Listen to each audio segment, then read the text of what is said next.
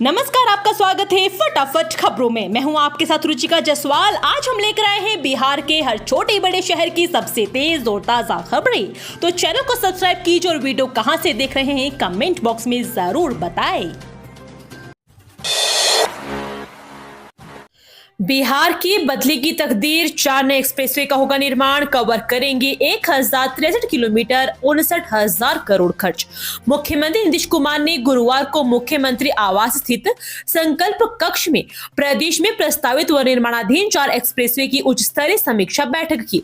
इस दौरान मुख्यमंत्री को एक प्रेजेंटेशन के माध्यम से यह जानकारी दी गई कि 4 प्रमुख परियोजनाओं के तहत 1575 किलोमीटर एक्सप्रेसवे का निर्माण होगा।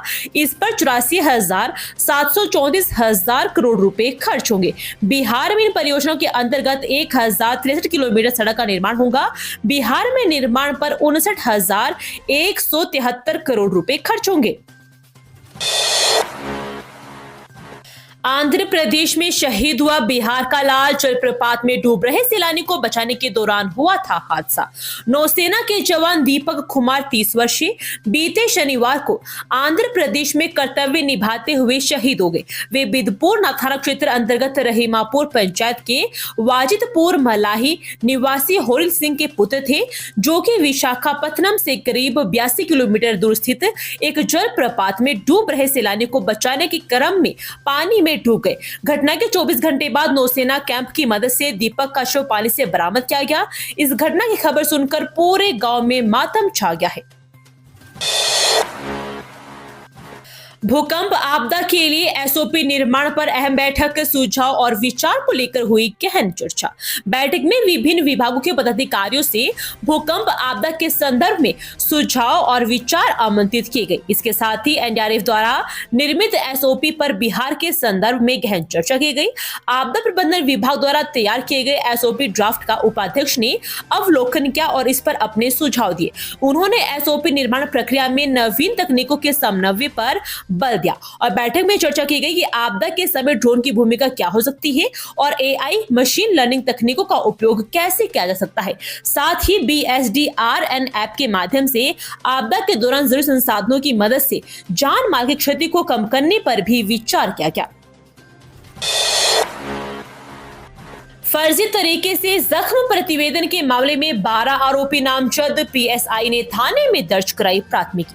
स्वास्थ्य विभाग में बड़े पैमाने पर फर्जी नर्सिंग होम सहित कई अन्य प्रकार के सेवा केंद्रों का संचालन होते रहा है। जब कोई मामला किसी व्यक्ति की मौत इलाज के दौरान हो जाती है, तब स्वास्थ्य विभाग की नींद खुलती है, उसके संबंधित संचालक के विरुद्ध कार्रवाई की जाती है। लेकिन इस बार फर्जी तरीके से इंजरी रिपोर्ट बनाने का एक नया मामला सामने आया है, जिसमें मडोरा अनुमंडलीय मुख्यालय स्थित रेफरल अस्पताल के 2 पूर्व प्रभारी चिकित्सा पदाधिकारियों के खिलाफ स्थानीय मडोरा थाने में प्राथमिकी दर्ज कराई गई है। विगत कई महीनों से चले आ रहे इस मामले में एक फर्जी इंजरी का मामला अब रंग पकड़ लिया है, जिसमें रेफरल अस्पताल के 2 पूर्व प्रभारी चिकित्सा पदाधिकारी, एक चिकित्सक के अलावा 3 अन्य कर्मियों सहित कुछ 11 लोगों को नामजद किया गया है। 5 साल पूर्व नाबालिग के साथ दुष्कर्म का मामला, दोषी को उम्र कैद की सजा, 5 लाख का अर्थदंड भी लगाया।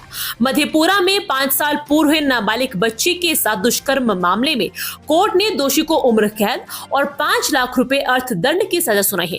एडीजे 6 सह पॉक्सो की विशेष न्यायालय के न्यायाधीश अभिषेक कुणाल ने गुरुवार को आरोपी को दोषी करार देते हुए यह सजा सुनाई है। इस मामले में कोर्ट ने पीड़िता को 6 लाख मुआवजा की डालसा की और से देने की घोषणा की। इस बाबत पॉक्सो कोर्ट के स्पेशल पीपी विजय कुमार मेहता ने बताया कि उदा किशुनगंज थाना क्षेत्र के रहने वाले पीड़िता के पिता ने मोहम्मद फरीद के खिलाफ अदा किशुनगंज थाना में प्राथमिकी दर्ज कराई थी। एफआईआर करने के एवज में मांगी थी 5,000 की रिश्वत, अब जाकर मामला हुआ दर्ज। एसपी बोले इसकी जांच करेंगे। मुजफ्फरपुर में मारपीट के मामले में एक महिला एसआई के द्वारा घूस मांगा गया। हद तो तब हो गई जब घूस के पैसे नहीं मिले तो 28 दिन एफआईआर ही नहीं दर्ज की। हालांकि जब मामला वरीय अधिकारी के पास पहुंचा तो 29वें दिन एफआईआर दर्ज की गई। दरअसल मुजफ्फरपुर में मारपीट के मामले में थाने में एफआईआर दर्ज करवाने के लिए गई एक पीड़िता से महिला एसआई एसआई ने 5,000 रुपए की मांग कर डाली, जिसके बाद एक ऑडियो बड़ी तेजी से वायरल हुआ, जिसमें बताया जा रहा है कि एक थाने में तैनात एसआई के द्वारा मारपीट की पीड़िता से 5,000 रुपए एफआईआर दर्ज करने के लिए मांगी जा रही है, जिसके बाद इस मामले में पीड़िता ने डीआईजी बाबूराम से इस मामले में एक शिकायत दर्ज करवाई। मामले में जानकारी के बाद ग्रामीण एसपी विद्यासागर ने कहा कि जानकारी मिली है, जांच के उपरांत कार्रवाई की जाएगी। बाढ़ से त्राहिमाम, अब मुंगेर के कई विद्यालयों में घुसा पानी, परीक्षाएं हुई प्रभावित, 50 से अधिक स्कूल चपेट में।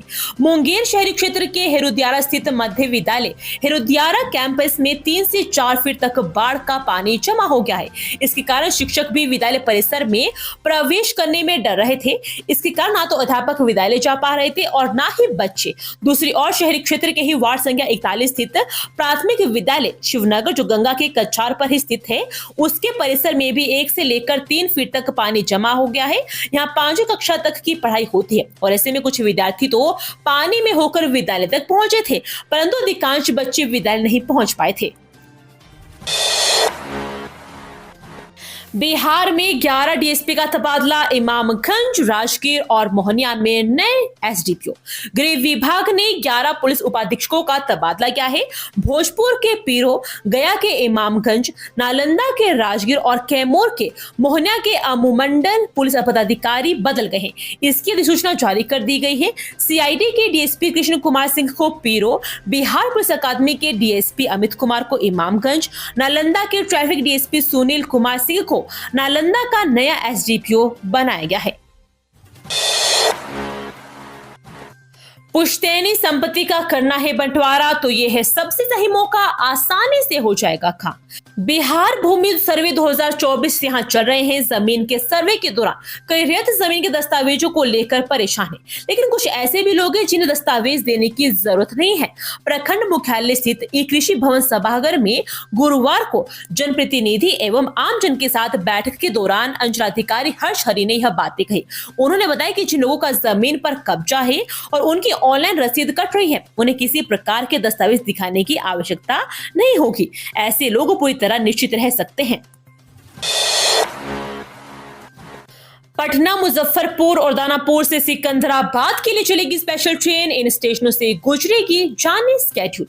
मुजफ्फरपुर, पटना एवं दानापुर से सिकंदराबाद के लिए एक एक जोड़ी स्पेशल ट्रेन का परिचालन किया जाएगा।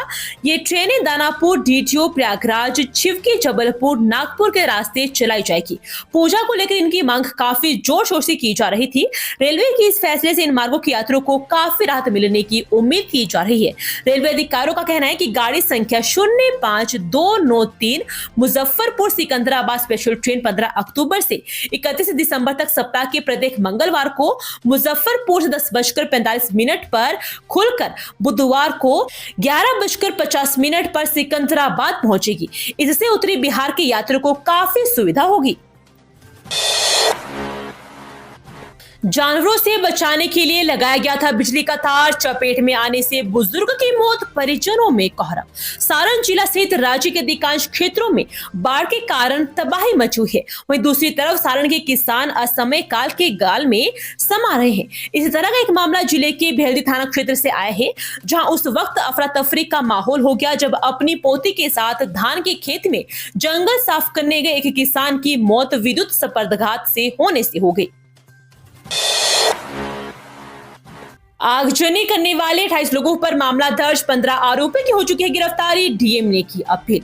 नवादा में बुधवार को हुए आगजनी और फायरिंग की घटना में पुलिस ने 28 लोगों के खिलाफ प्राथमिकी दर्ज किया है। इस मामले में पुलिस ने घटना के मुख्य आरोपी नंदू पासवान सहित 15 लोगों को गिरफ्तार किया है। घटना मुफसिल थाना क्षेत्र के देदौर पंचायत अंतर्गत कृष्णा नगर महादलित टोले की है। बस ने गधेड़ महिला को कुचला, घटनास्थल पर हुई दर्दनाक मौत, रिश्तेदार के घर से वापस लौट रही थी। जानकारी के अनुसार सोहन शाह अपनी पत्नी के साथ बथुआ बाजार अपने रिश्तेदार के घर मिलने आए थे। मुलाकात के बाद बथुआ बाजार से अपनी पत्नी उर्मिला को स्कूटी पर बैठाकर घर जा रहे थे। जैसे ही पोस्ट ऑफिस के सामने पहुंचे कि विपरीत दिशा से आ रहे एक बस में स्कूटी में टक्कर मार दी, जिससे बस के नीचे महिला गिर पड़ी और बस का पिछला चक्का महिला के सिर के ऊपर चढ़ने से से उसकी मौत हो गई। सूचना पर पहुंची फुलवरिया पुलिस कब्जे में लेकर पोस्टमार्टम के लिए गोपालगंज भेज दिया है।